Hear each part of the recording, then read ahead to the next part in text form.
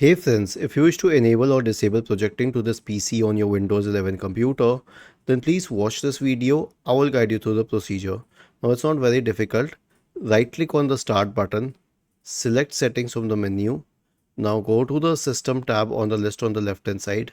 In the right pane, scroll down and click on projecting to this PC. And then you have all the options here. You can switch it on or you can keep it at always off. Okay, now you can say available on secure networks, or what do we say, should it ask every time or not? So I usually keep it selected at every time a connection is requested, but you can also select first time only, whatever you prefer. And as for pin for pairing, I usually find it something irritating, but if you want, then you can select it to always. Was this helpful? If yes, then please subscribe to the channel. If not, then let us know in the comment section of the video on how we could help you further.